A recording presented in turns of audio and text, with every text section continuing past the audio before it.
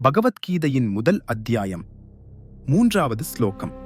துரியோதனன் தனது ஆசானான துரோணாச்சாரியரிடம் மிக நுட்பமாக ஒரு பழைய சம்பவத்தை நினைவுபடுத்துகிறான்.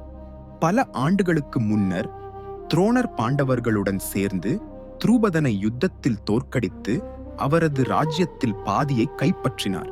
தனது அவமானத்திற்கு பழிவாங்க துருபதன் ஒரு யாகம் நடத்தி அந்த யாகத்தில் பிறந்தான் திருஷ்டத்யும்னன்.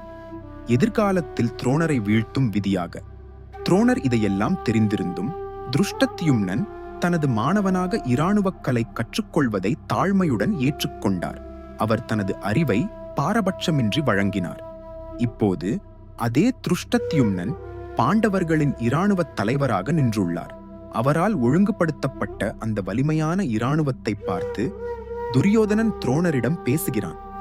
அவர் ஒருபோதும் மறக்க முடியாத அந்த கனிவான நடத்தை இன்று அவர்கள் எதிரியாக மாறிய சூழ்நிலைக்கு காரணம் என்பதையும், இனி போரில் எந்த வகையிலும் மென்மை காட்டக்கூடாது என்பதையும் மறைமுகமாக உணர்த்துகிறார்.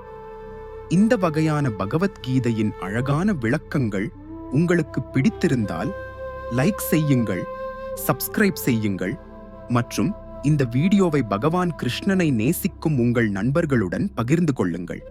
ஜெய் ஸ்ரீ கிருஷ்ணா.